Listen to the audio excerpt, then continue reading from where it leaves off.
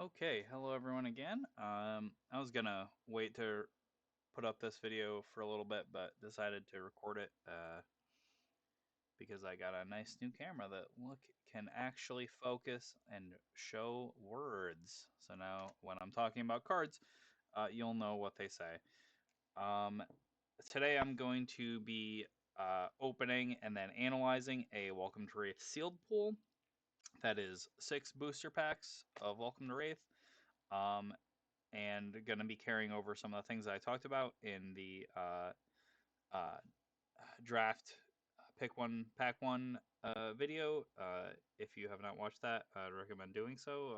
So I talked about some kind of overarching concepts for consideration and draft, and we're going to be applying those to sealed here, which is a little bit different.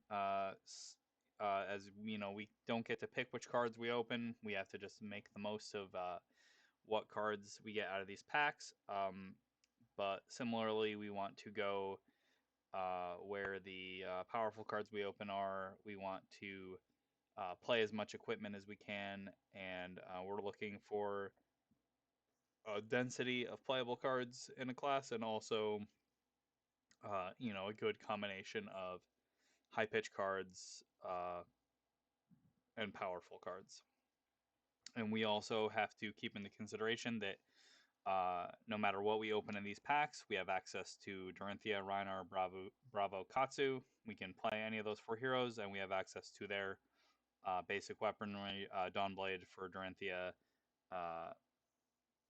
the Romping Club for Reinar, Anothos for Bravo, and 2 Harmonized Kodachis for Katsu. And I'll talk a little bit more about those once we open the cards and figure out which class looks likely. So let's get cracking, huh? To start with, I'm going to lay these out by class and by generic, and I'm going to separate out the equipment because that'll help us to kind of get a feel for which direction our pool is going. I'm going to remove the tokens for us. I'm not going to really talk about these until I open everything first. Our first pack has 2 ninja rares in it. Yellow Flick Flack and Flusterfist, although Yellow Flick Flack is honestly my least favorite. Ooh, look how crisp that is. But I'm going to just put the rares over here. We have a foil Disable, which is a Guardian rare, and that hits an Arsenal card. Niche, but, reasonably powerful. It's a very expensive but quite powerful attack. Got some Guardian cards, some Brute cards. Paradoxically, we had 2 ninja rares in this pack, but only 1 ninja common. That was the single card in this pack. So we're looking for, if we open a majestic, that's likely to color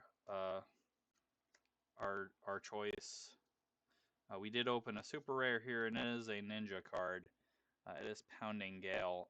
Notably, one of the rares we opened in the first pack was Flusterfist, which is the other. Pounding Gale and Flusterfist are both finishers in the punch line of combos, so that might be an early indicator, but we have to see what else we open. We do have a head jab in here, which is good because we would want those if we were going to be playing a bunch of punch cards. The other rare in this pack was Snatch, which is a generic attack. If it hits, draw a card, and really you want to find a way to give this attack go again to maximize it, because otherwise drawing a card doesn't matter for much because you're going to draw a card in a second anyway when your turn ends.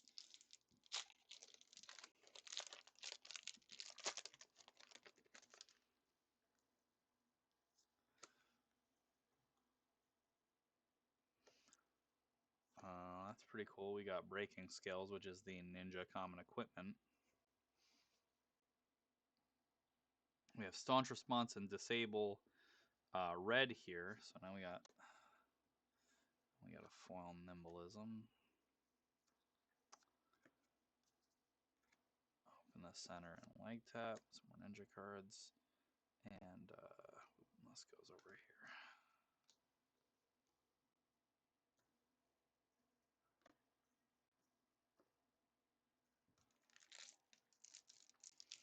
here. And I would say more so than in draft, you're unlikely or less likely to get all the way to a full set of equipment in sealed. You're only going to get a crack at 6 equipment. There's a good chance that you're going to have some redundancies and some not applicable equipment in those slots. So something to keep in mind. We got Hope Merchant Hood.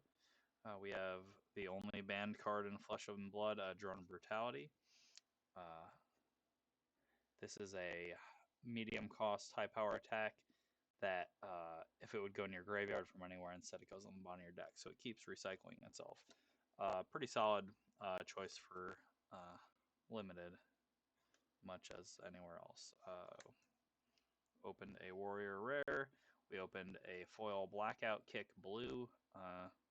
Medium finisher, but it is a ninja rare. We got a leg tap. We have head jab. Biting blade, driving blade, savage swing. Okay.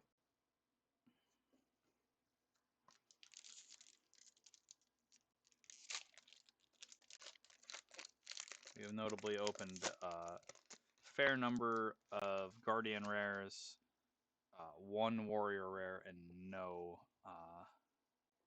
rares at all for Brute.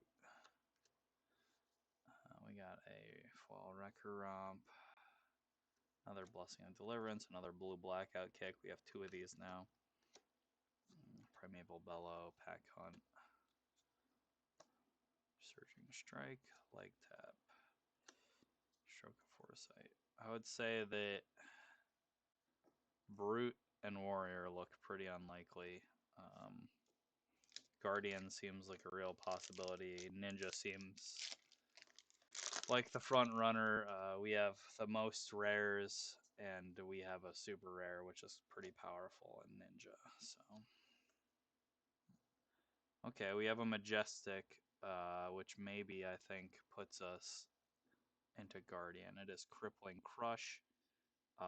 This is a pretty tough one to get off though in a limited environment. So Crippling Crush is a red, so it's a 1-pitch Majestic.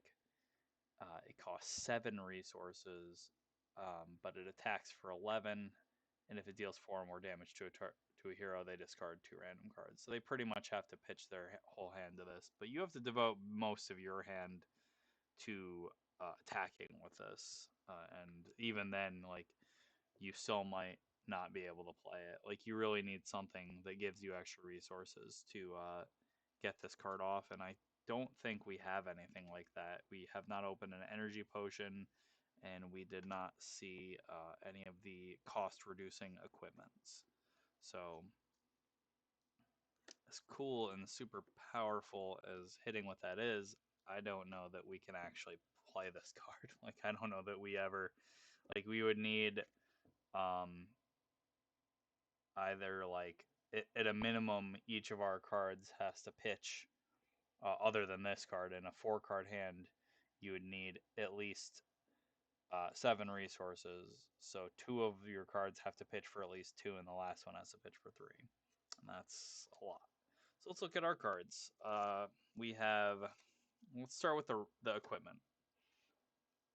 I'm going to kind of set some of the stuff. I'm going to set Brute and Warrior aside, as none of the commons were super numerous or good, and we didn't open any Brute rares at all, and we opened 1 Warrior rare, so those are probably not happening. I'm going to set those aside.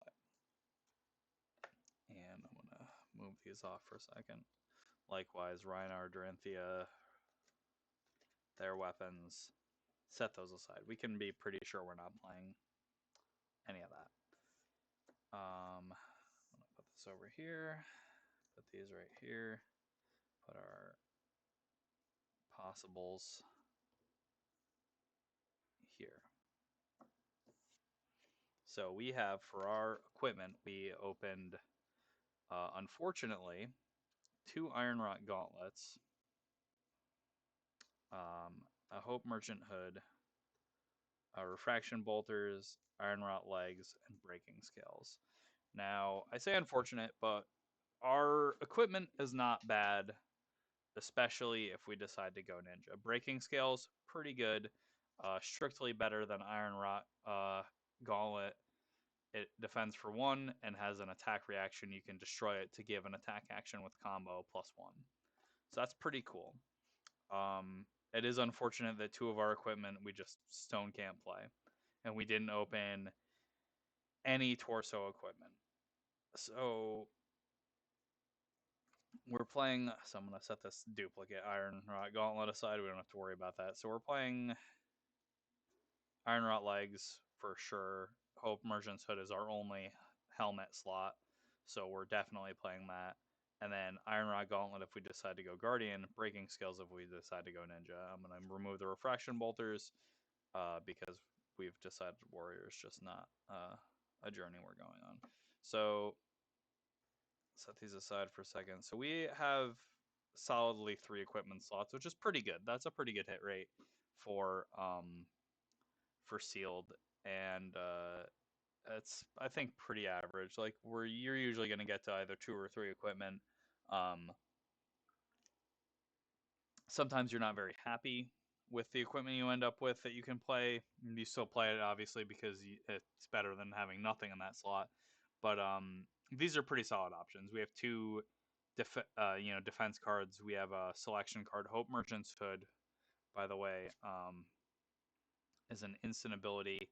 You can destroy it to shuffle any numbers of cards from your hand into your deck, then you draw that many cards. So if you draw an awkward hand once a game, you can use the hood to sort of send it away, redraw, draw something better. So let's look at our rares now. We're definitely playing legs. We're certainly playing hood.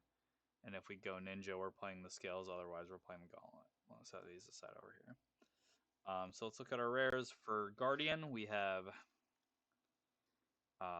Blessing of Deliverance red. Now, we saw this yesterday. This card is an aura.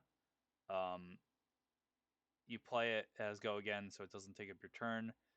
If you have a card with cost 2 or greater in your pitch zone, you draw a card, so it replaces itself in that case. At the beginning of your action phase, you destroy Blessing of Deliverance, reveal the top 3 cards in the case of the red one, and you gain a life for each card with cost 3 or greater revealed this way. So, pretty solid way to gain life. Blocks for 3. Not a very good pitch card. Can't play too many cards like this in our deck if we're Guardian, especially if we want to live the dream and try and Crippling Crush. We also open that Crippling Crush, remember.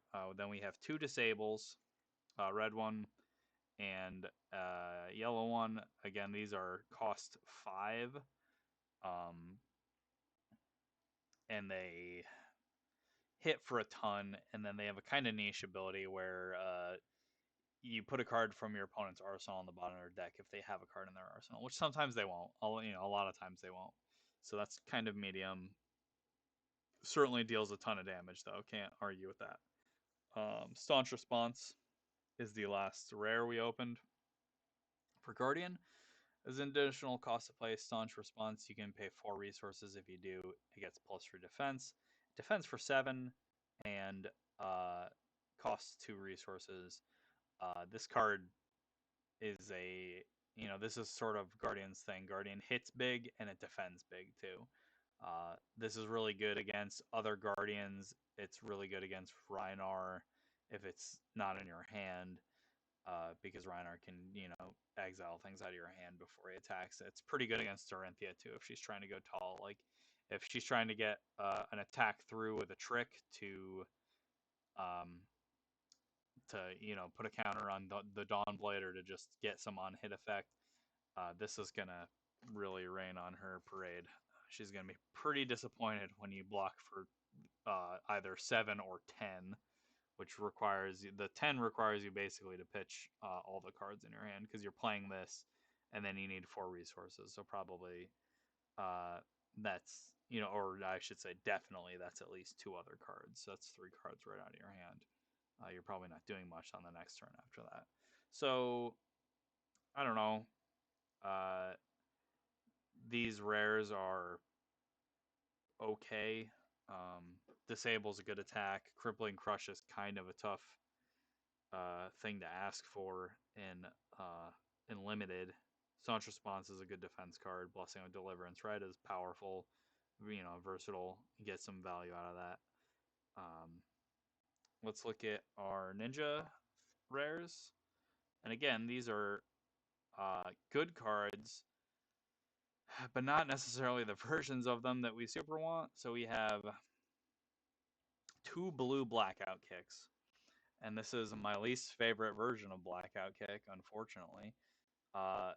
So 2 problems with this card. One, is the blue version, it's the weakest. If it's not a combo, you're hitting for 2, which is terrible. And if we are comboing, then we're hitting for only 5. The other problem with it is that although it pitches for 3 resources, it costs 1. So it doesn't trigger Kodachi's ability, which is to uh, get go again if you pitch a card with cost 0 into your pitch zone. And it also can't be discarded to Katsu's ability to go search for a combo card. Not that you would need to, because Blackout Kick is the end of the combo, but still. You might want to try and snap off Fluster Fist or Pounding Gale or something, and you'd have this. So those are kind of medium. Flick Flack Yellow, similarly, this card's a bit better. It pitches for 2, it costs 0, defends for 3. Pretty good. Certainly great to have in a limited deck. What do I wish it was the red one? Kind of, but powerful. We have Fluster Fist, red. So if Open the Center was the last attack this combat chain, Fluster Fist gains +1 attack for each attack that has hit this combat chain. So probably at least +1, probably hitting for at least 5, and it costs nothing. Open the Center, notably, costs 2. Head Jab costs nothing. Our question is, how many Open the Centers did we open? And the answer is 1. So chances are good that if we want to get off our combo, we're going to have to fetch the Open the Center. That's very likely. The other card that we opened at rare is Pounding Gale. If Open the Center was the last attack this combat chain, Pounding Gale gains. If Pounding Gale would deal damage to a hero, instead it deals double that much damage. That is pretty catastrophic. If we had, I would say, a couple more, maybe like if we had 1 more Open the Center, honestly, I would feel pretty great about Pounding Gale Fluster Fist. As it stands, we have 1. But that said, we do have 5 head jabs. We have 5 of them. 4 blue and 1 yellow. And of course, it's limited, so unless the card specifies otherwise, we play as many copies of a card in a deck as we want. Legendaries, obviously, you still can only play once. Sorry, we have 4 head jabs. 3 blue and 1 yellow. That's pretty good. And I mean, Head Jab is a really good card in Katsu. It pitches for 3 at the blue version. The yellow one pitches for 2. It costs 0, so it triggers both Katsu's ability and Kodachi's ability. So we have 4 Head Jabs, Open the Center, 2 finishers there, and then we have our big problem is that we have 2 Blackout Kicks, and we have a very nice number of leg taps. We have 5 copies of leg tap, but we have no copies of Rising Knee Thrust, which we need to snap off Blackout Kick. Like, Blackout Kick does almost nothing if we can't Rising Knee Thrust before it, especially the blue Blackout Kick is attacking for 2. I wouldn't even play this card. So if we go Ninja, we're really kind of hoping to make Fluster Fist or Pounding Gale happen. The problem with that is we only have 1 Open the Center, so we pretty much are locked into having to hope we hit with head jab, trigger Katsu's ability to get open the center, and then Pounding Gale or Fluster Fist after that. Just kind of not great. So as much as I'm excited about having Pounding Gale in this pool, and we have a pretty high density of reasonable ninja cards, I think that what has happened is what usually happens in sealed, which is we just don't have the right combination of cards to combo out with ninja. Ninja much more viable in draft than sealed, where you can curate the cards you're drafting and kind of shape your picks towards whichever combo line you're leaning into. And sealed, you're probably going to get this, which is pieces of good combos. So I'm off ninja, and that's saying something because I really like ninja, and I'm probably biased towards trying to force ninja. We have Drone of Brutality and Snatch. I don't really think I'm playing Snatch in Bravo. Drone of Brutality, I would though. Let's look at our generics. See if they point me towards Ninja or Guardian. And I'm still I'm keeping Reinar in the back of my mind, if only because he can play very well off of low rarity cards. And if we decide that our higher rarity cards just aren't doing it for us, we can kind of make it happen with Reinar. So we have, let's look at our defensive cards first. We have a Sink Below blue. We have a Sink Below yellow. And that's it. We have 2 defense reactions, blue and the yellow one. Pretty good. I'd probably play both of these. Drone of Brutality, looking good no matter where it is, pretty much. We have a Nimble Strike, as I've expressed. I think that Nimble Strike is not worth the setup. We have Pummel and Slogism. We have Barraging Brawnhide. Another Slogism. We have Yellow Slogism. So, we have Flock of the Featherwalkers, red, no thanks. Demolition Crew, blue. Scour the Battlescape. This card we didn't see last night. You may put a card from your hand on the bottom of your deck. If you do, draw a card. If Scar the Battlescape is played from Arsenal, it gets go again. This card is not good. So, not looking to play it. Wounding Blow, no thanks. Razor Reflex we have. This is a card that's really only going into Katsu or Dorinthia. We're not looking to play it because one of its abilities costs 1. It either gives an attack action card cost 1 or less +2, and if this hits, its attack goes again. The plus to the attack varies with the version of the card, or target sword or dagger gets the attack bonus. So that is the opposite of Pummel as the other half of that coin. Club or hammer attack gets a bonus, or attack action card with cost 2 or greater gets a bonus. So Dorinthia and Katsu, Reinar, and Bravo. Nimblism, get out of here. Flock of Featherwalkers, Nimble Strike, Nimblism, woof. So many of those. We got a Wounded Bull, Nimblism, Raging Onslaught, Demolition Crew Red, Flock, Scour, 2 Scar for Scars. Tempted to play the red Scar for a Scar pretty much regardless. Maybe the blue one too. We'll keep those in mind. They're better than these cards for sure. So let's look at our...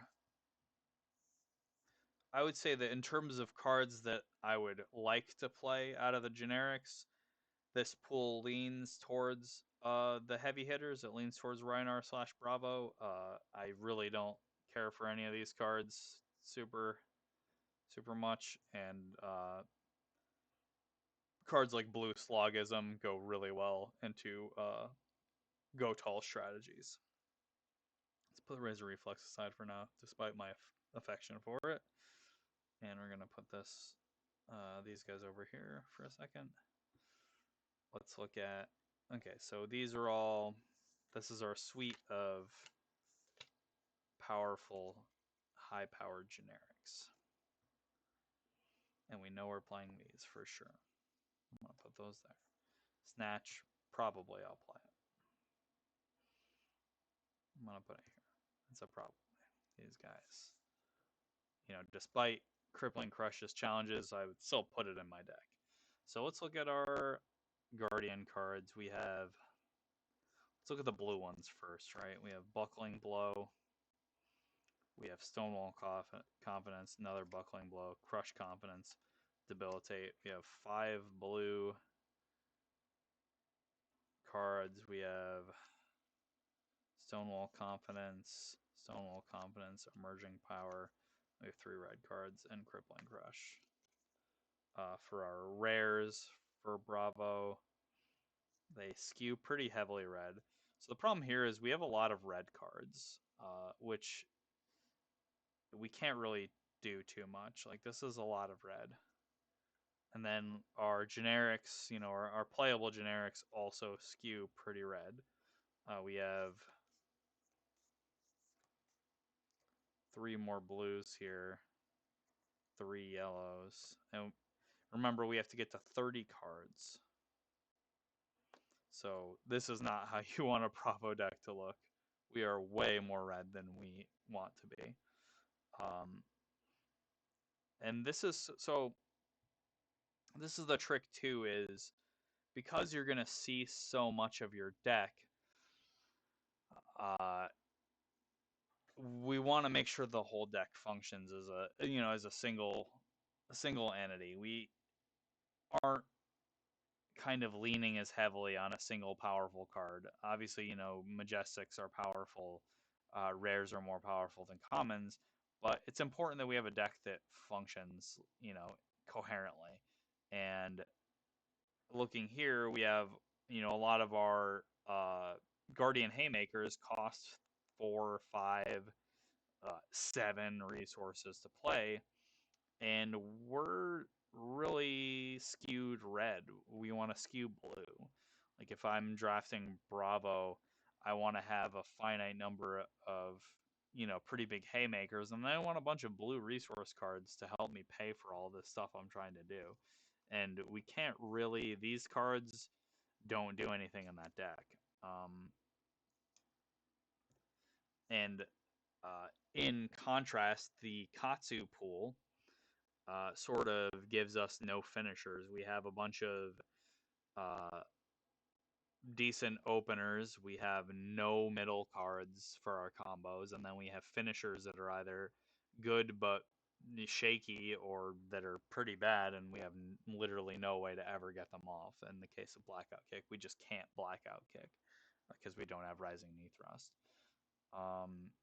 We're going to still think about Bravo, but I am going to now explore the idea of Rhinar, because I think that Bravo here, as I'm looking at it, I think we're going to really struggle to pay for our attacks because of the heavily red skewed balance of our pool. So let's put these guys back over here, pack these gentlemen up as well. Let's look at Rhinar's cards. Now, if we play Rhinar, we still get to play three equipments, so it's the same as Bravo. Unfortunately, the 2 best equipment we have are in our 2 weakest classes, because Ninja doesn't really have the common support for our rares, and we'll examine Dorinthia's cards, but our warrior pool is pretty shallow, and Dorinthia really wants to be going in on her plan, which is attacking with her sword, and we have very few ways to facilitate that. Although probably more ways to facilitate it than we do for Katsu in the long run. So it would be cool if we could. And refraction bolters and breaking skills, notably, don't give us a fourth piece of equipment. They just replace generics with slightly better versions of equipment. So let's look at, before we get desperate and look at our Dorinthia pool, let's look at our Rhinar pool. We have Barraging Beatdown Primeval was a rare. We do have a Rhino rare. I missed that.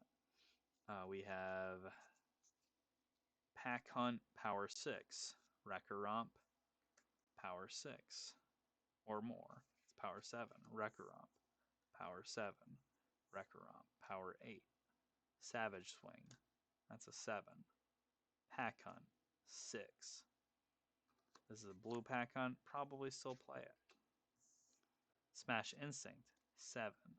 Pack Hunt 5, maybe? Smash Instinct 6. So we have 1, 2, 3, 4, 5, 6, 7, 8. We have 8 attacks that are brute cards that trigger Rhinar's ability when they're discarded. We have Primeval Bellow discards a card. Barraging Beatdown doesn't, but it intimidates by itself. Wrecker Romp, we have 3 of. These make us discard a card. Smash Instinct by itself intimidates. Pack Hunt by itself intimidates. Savage Swing makes us discard a card. These are all going to get us intimidate triggers. So if we look at this, and the thing about Rhinar is he basically doesn't have a card aside from Smash Instinct is his most expensive card. It costs 3. So unlike Bravo, he isn't as blue hungry. You know, he's not looking to stack up a turn where he has 7 resources, which is a tall order, even in constructed, and certainly is challenging and limited, where you're probably going to have to trade off cards. So let's look at this. We have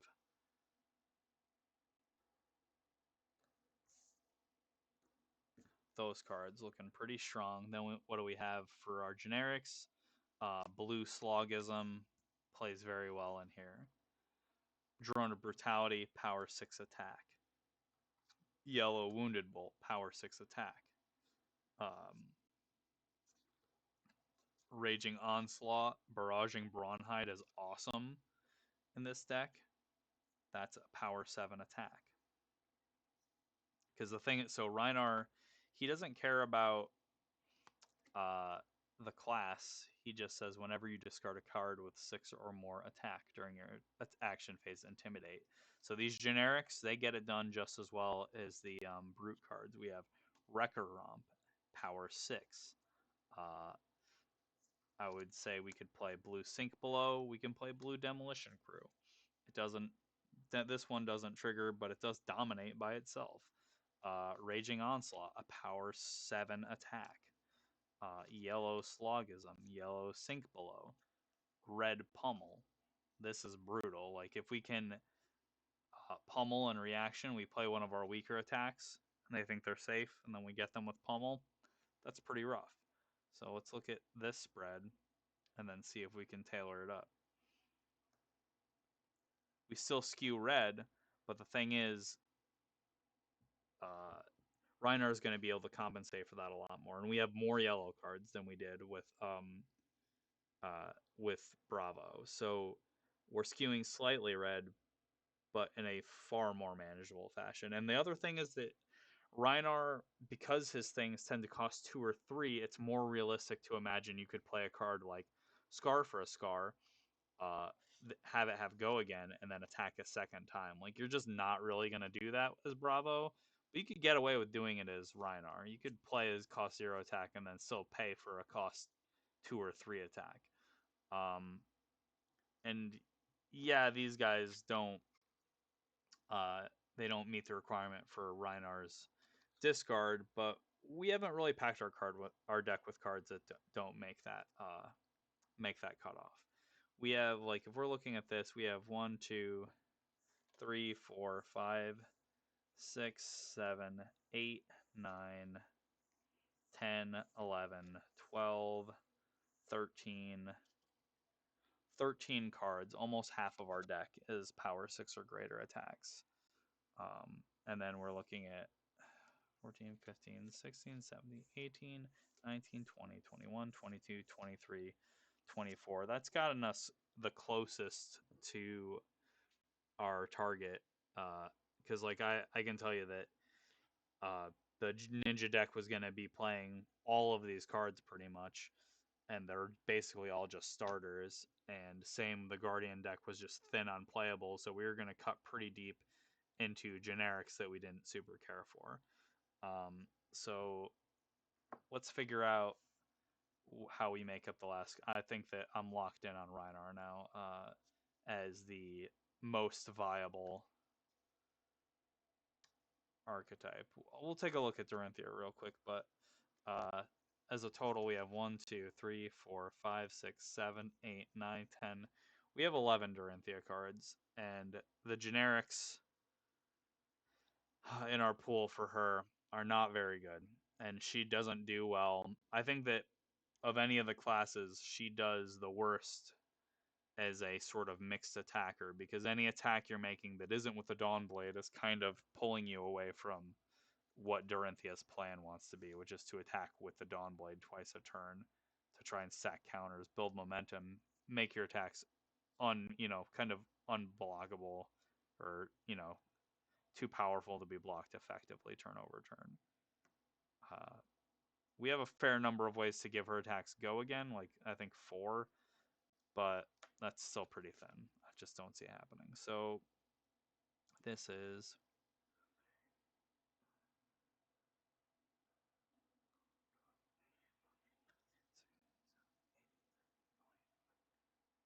24 cards. So we only need 6 more cards. We get to 24 before I even start looking at cards that I'm kind of medium on. So where do we go? We're not going to play Nimblisms or Razor Reflex. Those don't do anything for us. Our attacks are too expensive. We don't want to play Wounding Blow. This is red, and we're kind of trying to find blue cards.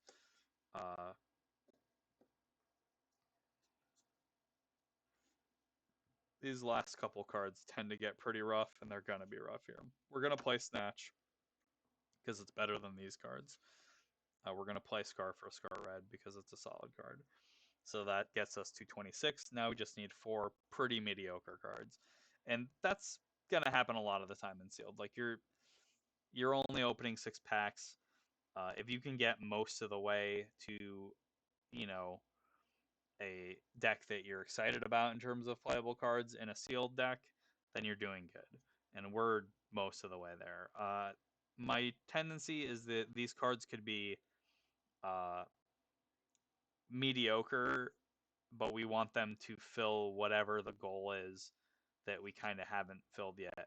And from where I'm sitting, as much as I don't like the card in terms of using it as an attack, Scour the Battlescape is a blue pitch card that we could snap off from our arsenal in a pinch. It does almost nothing. The main thing that it does is it lets you get rid of a card to draw a card. And if you have go again, then you could try and still put together some kind of a plan if this was in your arsenal. And you can always pitch it away for the resources, which is really why I think we'd play it. We have, unfortunately, a ton of Flock of the Featherwalkers and also Nimble Strikes. We are pretty much running the farm on Nimble Strikes. We got one each of two of my least favorite card cycles in this set. Flock of the Featherwalkers is tough for us to play because of all of our expensive cards, because you have to reveal a card with cost 1 or less to play it. So this guy's out. Can't do that. Nimblism likewise fails to hit almost all of our things. Razor Reflex fails to hit all of our things. So we're now looking at definitely want to run these Scour the Battlescapes. Like, if these are our other options, this is better. This gives us some hand selection, and maybe we can, and worst comes to worst, we can pitch it for 3, and we have plenty of good things to play off that 3 pitch. So we need 2 more cards. Our options are Nimble Strike, which is pretty bad, or Wounding Blow, which in comparison is actually better than them because we're not playing Nimblism because Nimble Strike is the only one cost in our deck other than the 2 Scar for Scars. So it would be 3 cards in our deck. And Nimble Strike costs 1 for the red, which costs 4, which attacks for 4. Wounding Blow, notably, costs 0 to attack for 4, and it blocks for 3 instead of 2. So I'm sorry I said all those hurtful things to you, Wounding Blow. You're in the deck. We need 1 more card, I believe. 1, 2, 3, 4, 5, 6, 7, 8, 9, 10, 11, 12, 13, 14, 15, 16, 17, 18, 19, 20, 21, 22, 23, 24, 25, 26, 27, 28. Yes, we need 1 more of these bad cards. And I do sort of feel like we're about to Nimble Strike. And this, you're going to end up in positions like this where the last card in your deck is one that you're basically planning to never play. And that's fine. You can block with it. You can pitch it. So here, I'm going to take this blue Nimble Strike. It's terrible, but it pitches for blue.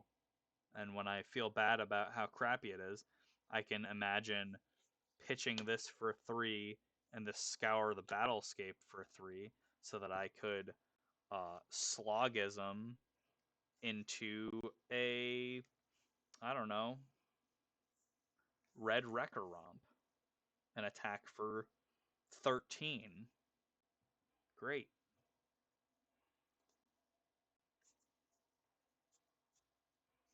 Much better. Or a Savage Swing or something. These are crappy, but they play a role in our deck. Maybe that role's just getting us resources so we can play the actually good cards, but that's the way Sealed goes.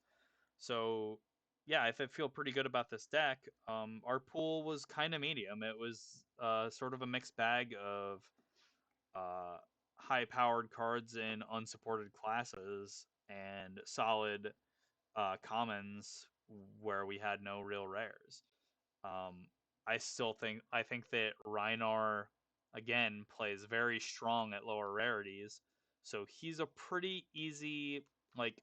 I think that you find that if you are drafting Welcome to Wraith and you end up in a fail case where none of your rares or above really get you to a deck, that you'll find yourself in Rhinar because he can just kind of put it together with his commons and also the better. I would say that most of the better generics in this set play very well in Rhinar, so he just ends up having the deepest pool of good common rarity cards to draw upon. Things like Wounded Bull is a fine generic attack when your plan is go for the big swing after you like intimidate or something. And it discards to intimidate. Cards like Raging Onslaught or Barraging Brawnhide is great. If they don't block with 2 non-equipment cards, this card attacks for 8. That's very powerful. I think that this is a deck that can definitely win games. I'm confident that I could take this into a limited tournament and stack up wins with tight gameplay. Even if my opponent had high rarity cards, they open the nuts high rarity pool. I still think we could do it. We could show them the fury of the jungle, or wherever Rhinar comes from. I assume it's some kind of jungle. It looks like it. That's what it looks like in the background. Is scary jungle vines. It looks hot because he's not wearing any clothes. And we can't forget that worst comes to worst, we got Rompin' Club. Discard a card with 6 or more power, gets +1. It's attacking for 5. It's a heck of a club. So yeah, that's gonna do it for there. This is our, we managed to build a Rhinar deck that I feel pretty good about. And again, we have 3 pieces of equipment, and Hope Merchant's Hood is great in Rhinar because we really want to make sure that we draw cards that help us snap off our plan, that get us to be able to activate Rhinar's abilities, maximize them, and go in for a big attack.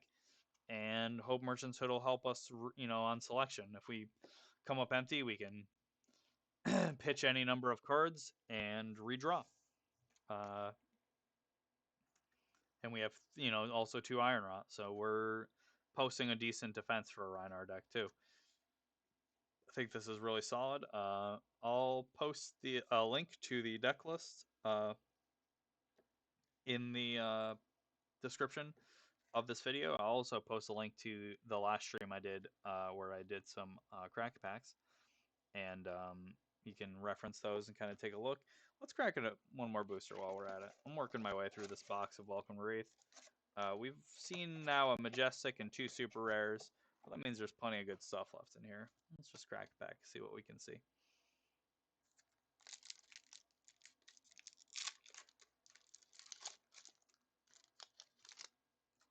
Now that I can actually show you the cards. Alright, we have Wounding Blow. Sorry, 2 Nimblisms. Man, I can't get away from these Nimblisms. Ever since I've been talking bad about them, I feel like they've been haunting me. We have Demolition Crew. We have Snapdragon Scalers. Heavy favorite for first pick right now. Destroy them. Target attack action card costs 1 or less. Gains go again. I love it. We have, actually, so we have Potion of Strength, Snatch Blue, which is 2. If it hits draw a card, probably not. Potion of Strength is a funny one. You can destroy it to give your next attack this turn +2, then go again. Pitches for 3, cost 0. Mostly the sort of thing that we'd play in Rhinar or Bravo. We have a blue Breakneck Battery. Discard a random card. If the card has 6 or more power, Breakneck Battery gains go again. Power 4. It itself doesn't trigger Rhinar's ability. This card's pretty sweet though.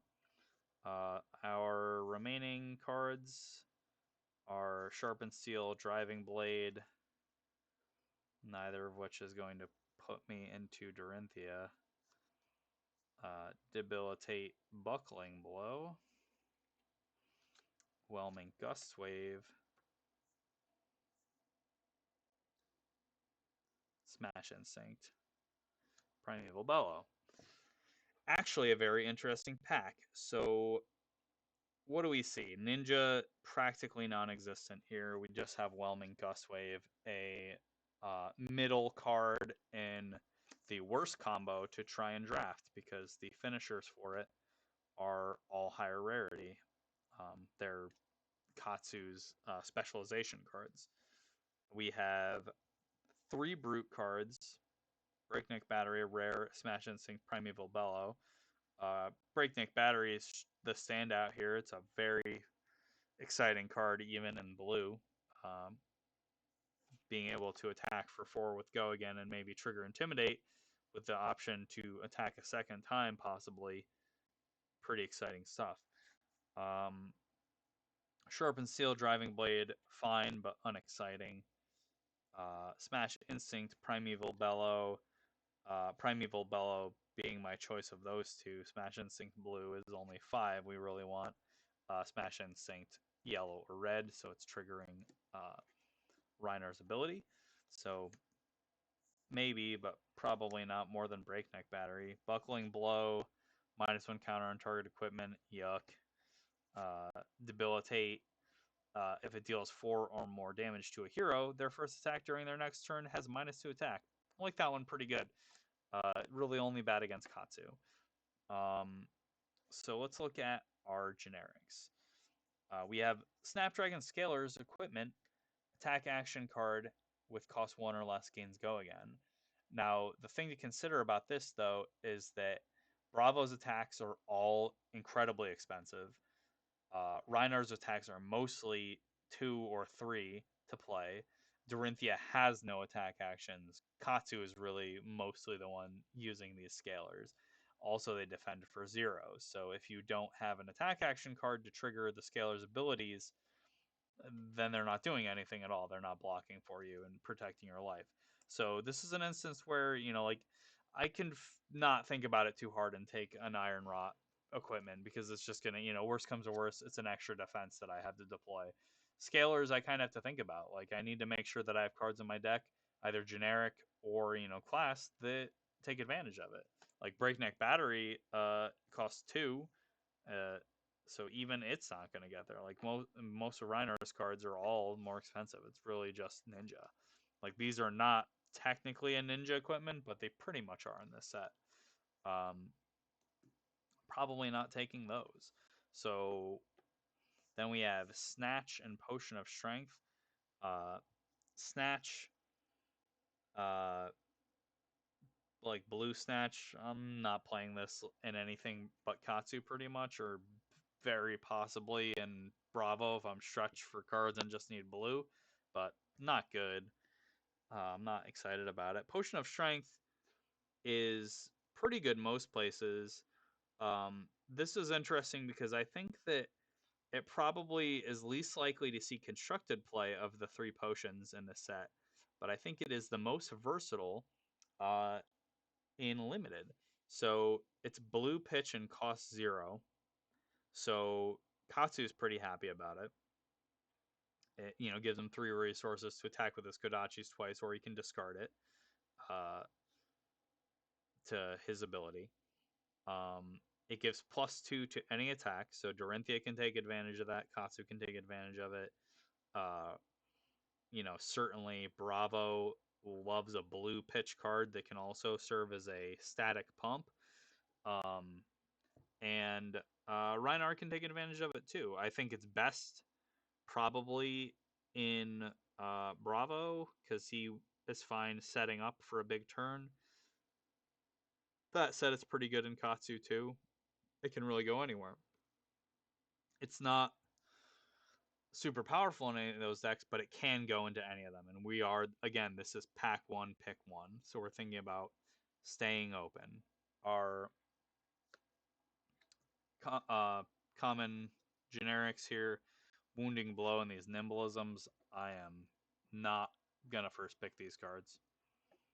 And we have Demolition Crew, which is fine, but again, mostly going into Bravo or Rhinar. And we have Breakneck Battery I'd rather take. So I think really what we're saying is, do we take Breakneck Battery, a rare, or Potion of Strength, another rare, but Breakneck Battery puts us towards Brute. And in terms of like power level, I'm probably going to take Breakneck Battery here. Potion of Strength is a pretty, I think, decent choice, but I'm willing to speculate on Brute out of this pack. Like, this pack's not doing a ton that's exciting. And we have, again, 5 cards that speak to Brute. We have 3, but this is kind of good, right? Because 2 of them are not actually Brute cards. Probably the Potion will go, but we might get Demolition Crew back, and we might get one of these 2 cards back on the wheel. And I'd be pretty happy to get any of these 4 cards back. I'd be pretty sad if I got back one of these Nimblisms. Probably I get back both of them. Yeah, so I think I would take Breakneck Battery here. And this is actually, like I said, this was a really interesting pack to open. Is, cool and as exciting as it is to open a pack with a, super bomb majestic or something crazy that, where, that really blows you away. It's more interesting from a streaming perspective to open a pretty medium pack with some okay cards and some not very good ones, so that you can really kind of dig down into what would make a card worth taking first, and why you would do that. And I think that I'm going a little bit on slightly higher power here and taking this pick, just because this is a pretty versatile and pretty good card. It's not difficult to play. It only costs 2, pitches for blue, and defense for 3, and you're not necessarily going to get a ton of blue pitch cards that you're that excited to play in Rhinar. And of course, we wish this was the red one because that attacks for 6, so it's even better because it triggers his ability too, but it's still good. Anyway, again, I'll post links to our Rhinar sealed deck and also to my last stream. I will be doing probably another crackback stream later in the week or the beginning of next week. I'll put them up on YouTube next week either way. Thanks for watching, and we'll see you again.